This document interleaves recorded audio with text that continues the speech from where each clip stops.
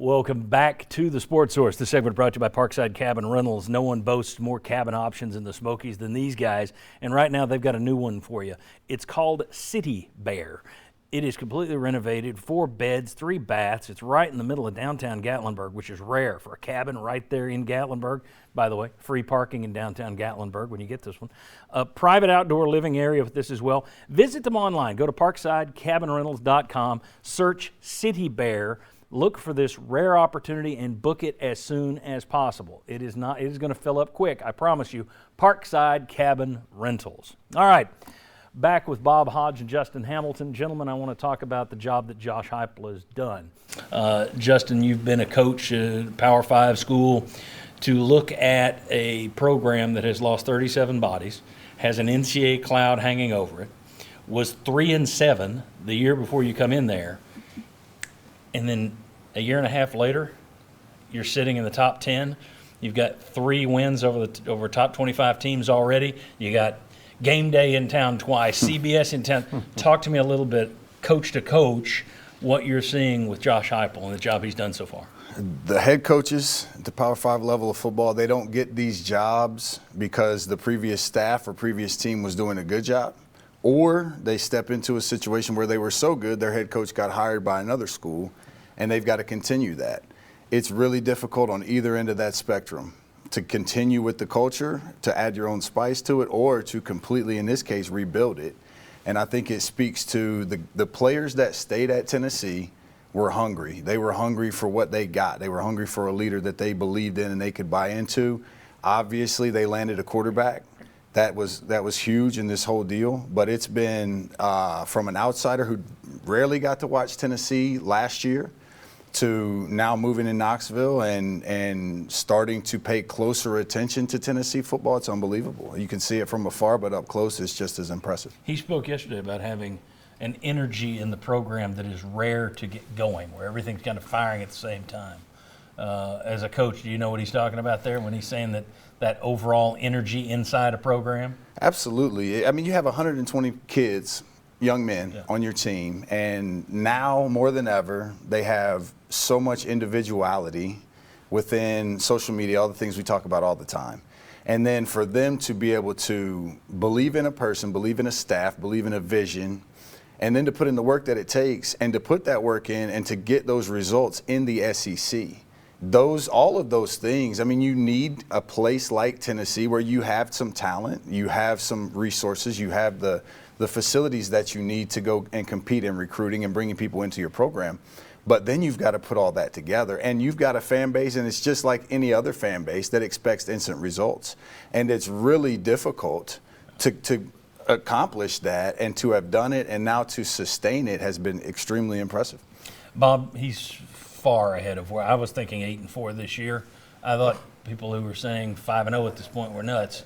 He's exceeded my expectations. Justin talked about the players being hungry. Well, I'm hungry for Crows because I had Tennessee 8-4, 7-5. I thought was definitely on the table. If we were in 2024, okay, maybe that's where you get after this long.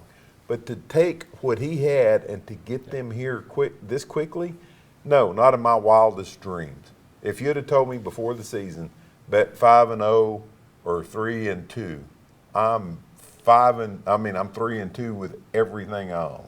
The downside for him is a lot of people just look at it and they think we're being negative by saying this. We're looking at the reality of what he inherited. Yes. And by that, let's also credit that staff. And he did this yesterday at his postgame. That staff has done a remarkable job too. He's not the only one over there. There's the staff that's getting paid the good dollars. There's the support staff. Everyone over there has overcome he inherited the worst situation in at least 50 years at UT. Yes. Yep. And to have gotten here, it's not just, well, I knew he would. Then you weren't paying attention to the level of what he inherited. Quick example. Remember how for a decade or more we talked about, well, they got everybody back on the offensive line. They're going to be better next year. That is and the way they we talk. stunk. And your schedule is Florida, LSU, Alabama. I mean, you've got to do it when your schedule looks like that. That's impressive. I mean, it is. It is as impressive a coaching job, I think, as I can think of in the SEC to this point. Yeah, but if he loses to Alabama, it's going to shut the ball. All right, let's go over to Josh Ward. Josh does a segment for us called The Stats That Matter, and you got some good ones this week. Yeah, so here's how you do it.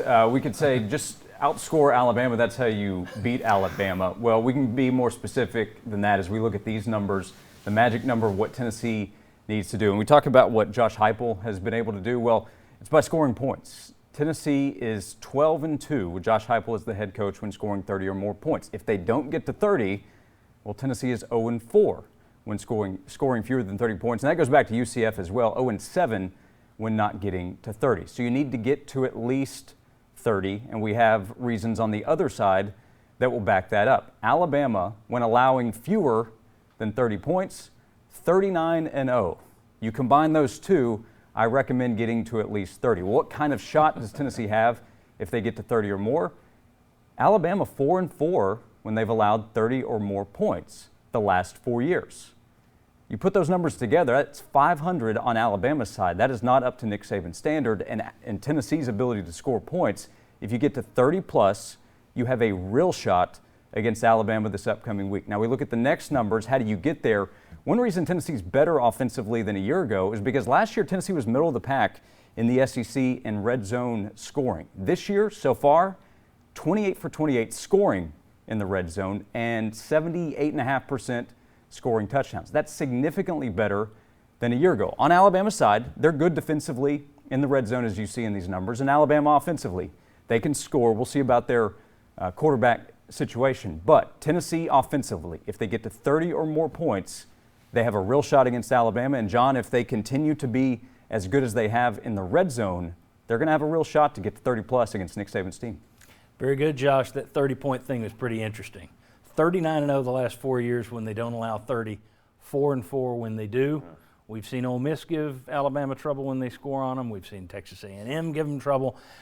Is this going to be another trick for Tennessee? Is this one where we're building it up and it's not going to work out, or is this a treat this week? Let's talk about preparing for Alabama next on the Sports Source. Come on back.